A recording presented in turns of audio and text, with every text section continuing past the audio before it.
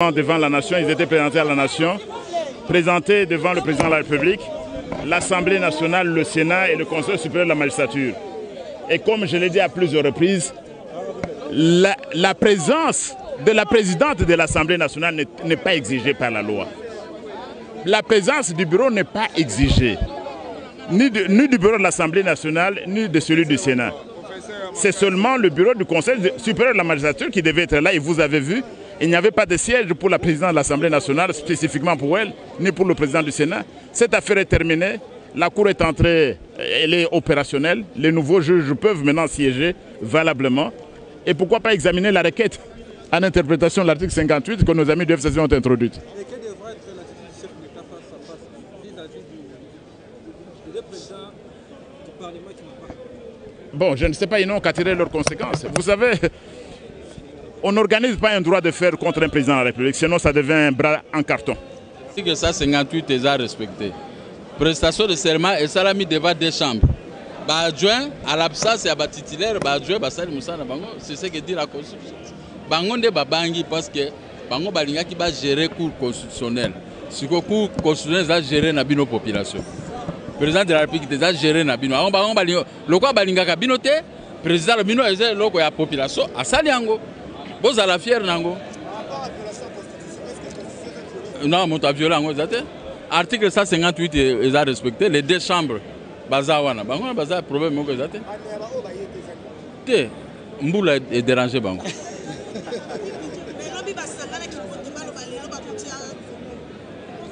Mais ça va, non? Il faut respecter comme il veut à l'État. Ce qui est constitutionnel, il faut te respecter. Mais le quoi l'amboule est dérangé, bango bon, n'a eu qu'à dommage, tout ça abonné sur. Mais ma camboussé si, bakoya ka banda musala, ba juge na bino la population bazana bango. Ma soleil silit. Bozaki ba témoin. Alors. Ah bon, second. Le a été complété des 3 juges qu'elle manquait. Ça va lui permettre de fonctionner selon les règles des lois de la République. Donc je crois qu'au-delà des caprices des uns et des autres, au-delà des incompréhensions malheureuses que nous avons au niveau de la coalition gouvernementale, au-delà des intérêts partisans et mesquins, le président de la République a réussi à faire organiser cette cérémonie solennelle et officielle, a réussi à prendre acte des serments des 3 juges constitutionnels, ce qui fait qu'aujourd'hui nous avons une cour constitutionnelle qui pourra fonctionner et cela va renforcer et permettre le bon fonctionnement des institutions de la République. Mais aussi il faut retenir que nous nous sommes battus pendant 37 ans en promettant au peuple congolais une justice indépendante. Nous en avons fait une promesse de campagne et par l'acte posé aujourd'hui par le président de la République, cela transmet le fait que c'est un homme qui respecte sa parole et qui respecte et qui accomplit ses promesses.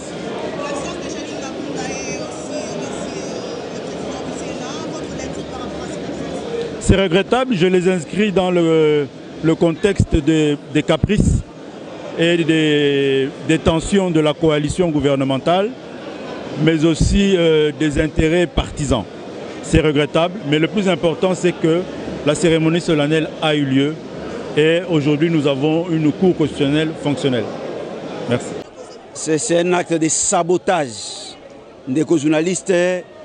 Président de l'Assemblée nationale, na Sénat, na président du Sénat, va cracher bon sur la République. Et Talisami pour les te balingue écoloté, balingue indépendance à justice te, bango balingue obé Monsieur Kabila. Et je pense que peuple congolais azala ki lelo, yemoko opé à Tali, à Magnoli, à Moni, était batu ya FCC balingue écoloté. Basengi na tata mokonza écolo, parlement ekobeti sa ba congolais mitou à dissoudre yango et tolingi bongo bato o ya sika ba député o ya sika o ba koya na souci ya ba congolais o ba nyokwami pe ba ko continuer ko nyokwama etalisami polete ba lingi indépendance à justice te puisque soki ba lingaka indépendance à justice so ba lingaka état de droit o lingaka mona bango ba kimi état de droit ba kimi indépendance à justice et ba lingi obe que monsieur Kabila a continué na ba juzi na ye oyo ba bomaki ekolo ba continuer ko zala wana. Des journalistes, surtout pour ceux-là qui ont manqué le rendez-vous, surtout il n'y a eu pas d'électricité pour suivre en direct. Peut-être vous suivons aussi après.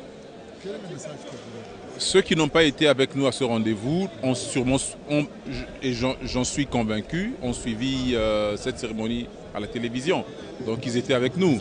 Mais pour ceux qui ont manqué l'électricité, il y aura des retransmissions. Nous avons les réseaux sociaux qui vont relayer. Nous demandons toujours à la population de continuer à soutenir les actions du chef de l'État. Et au chef de l'État, nous l'encourageons, nous demandons de continuer avec le même rythme. Parce que ça va très bien. Je vous en prie. Milulu Mileki Lelo n'a parlé du peuple. Ezali Milulu ya Mutuya au Singalaki Kozalaka Bongo. Il fallait ça la Mabongo. Parce que Toyi Kotika coup constitutionnel te juge Bazala inférieur dans le nombre de constitution et Sengeke Bango Bazala. Ezali Milulu normal, chef de l'État a posé geste. Il y a que compléter le nombre de juges au Bazangaki.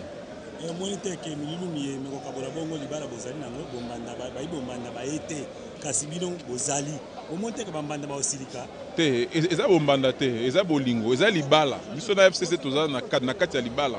Tozo souhaiter que libala ngo ekendependa ti na suka commander aussi là.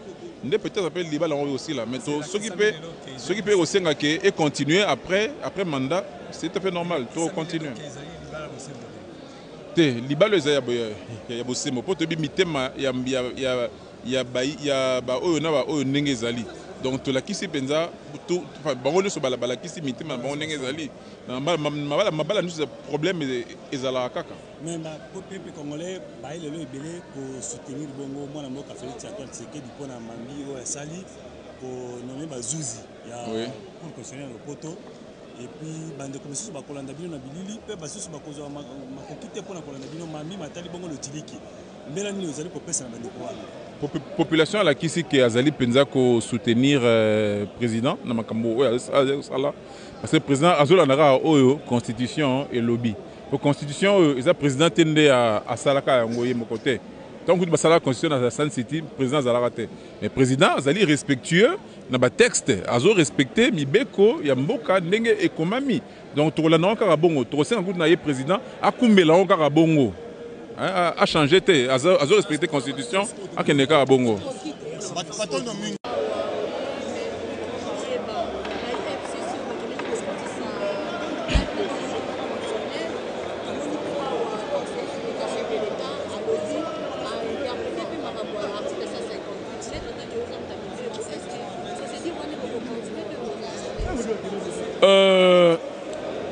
Prestation, il faut qu'on ait une reconnaissance.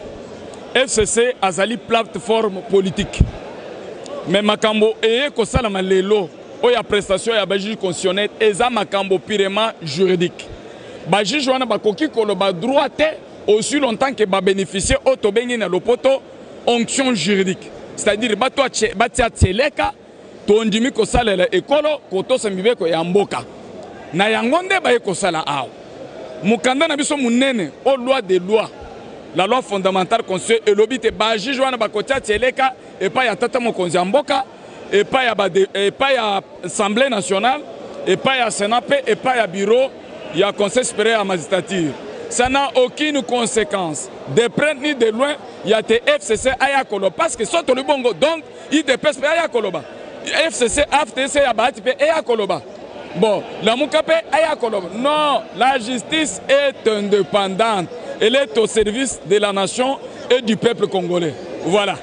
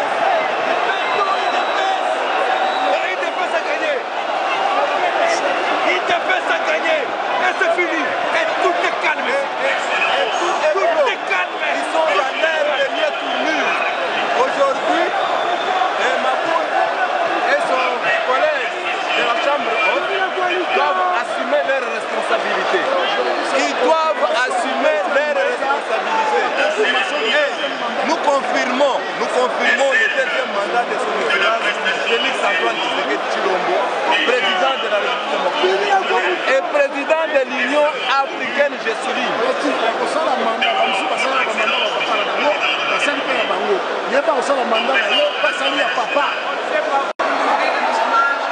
Assister à la cérémonie de prestation de serment des membres de la Cour constitutionnelle, ça nous fait du bien parce que là, ça nous motive du fait qu'il y avait quelques institutions de la République qui ne fonctionnaient pas, du fait qu'il n'y avait pas de prestation de serment. Et maintenant qu'il y a eu prestation de serment, cela prouve que la Cour constitutionnelle pourra peut-être travailler. Et je crois que les animateurs de cette Cour pourront travailler conformément à la prestation de serment, c'est-à-dire tels qu'ils ont prêté serment. Certes, c'est une façon théorique, mais il faudra que la pratique puisse suivre. On a parlé du peuple, on a battu Baza, présent tout à l'heure, là, de Komedaka Kolongo. Bonjour. Bonjour. Bonjour. Ça va. Comme la souka cérémonie. Bon, on a monitoré ce qui s'est passé. C'est Baganga Moutema, ainsi va la démocratie. Bango Bango le bela makambo violation pour violer la constitution. Ce que de la moisi la koufa. Donc le reste, Bakota Baganga Moutema, basala peu opposition, ainsi va la vie. Tout le monde est absent, il y a présence à l'Assemblée nationale, tout le monde va déconfier. Beaucoup de mes Baganga Moutema, Bayate, Baji après le reste, Baganga Moutema, ainsi va la vie. Bonjour. Na moni plaisir ya koya lisusu na esika oyo pe batu kosepela boye na cérémonie esalami ya monene. Ezali esengo mingi parce que na cour normalement na cour constitutionnelle il fallait bazala 9 juges. Bazalaki kozala batikalaki 6. Misatu baboyaki ko prêter serment. Donc bazali considéré le quoi ba démissionner. Et bazalukaki kosalela beaucoup plus ba appartenance politique na bango. Alors le pays ne pouvait pas rester qu'éthique à la Bongo. Donc il fallait courir à 9 membres de Bango. Et le président n'a pouvoir naïe. Il y a garant un bon fonctionnement. A nommé les 3 juges au Bazalé Kozanga. A nommé Bango Pombo Keke de Liboso. Mais nga mususu baza e ko se plater bango balinga ke sala mabongo te. Po to moni ba député baza e complet a. Nisi ozalaki awa Hollande cérémonie lokola ngai.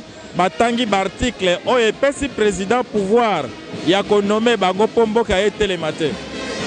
Je crois que le président en a raison, donc il n'y a pas à discuter là-dessus. Bazali ya ko sepelate malheureusement mi be konde sengi bongo. Donc OK, merci papa, mot de la fin.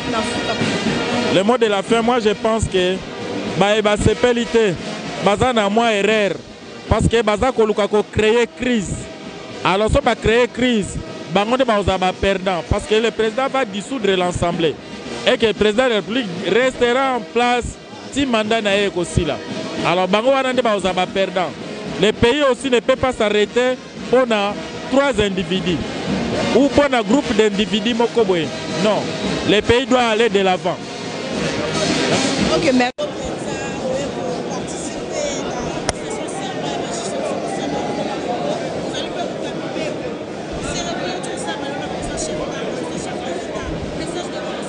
Il faut d'abord que accompagner le peuple que SCC a échoué.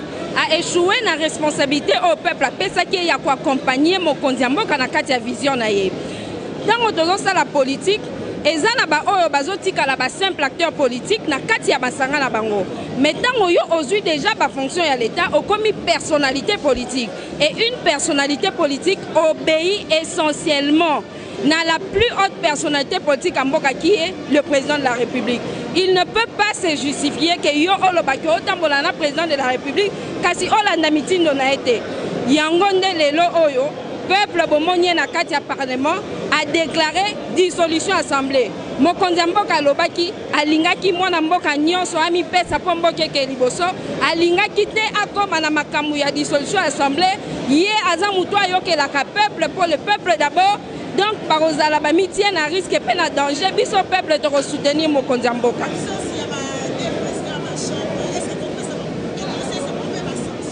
Président et assemblée ezala Sénat batangi na kati ya loi te. loi atangi ba député, loi atangi ba sénateur. Au moni tango batanga ki ba na kati ya salle, ba telema ki ba beta ki maboko. Pona roloba que nation tout entière et yambi présentation, il y a présentation ya ba juge ya cour constitutionnelle, Petro kende na tozo kende pongo ti nyoso oyo. Mokonzi mboka Félix Tshisekedi alakaki na peuple congolais et kokokisama.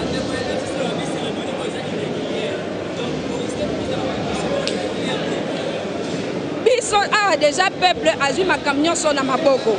FCC a une leçon européenne à l'issue sous bisoté parce qu'en 18 ans, à Tikali ko Kambamboka o na kati ya souffrance.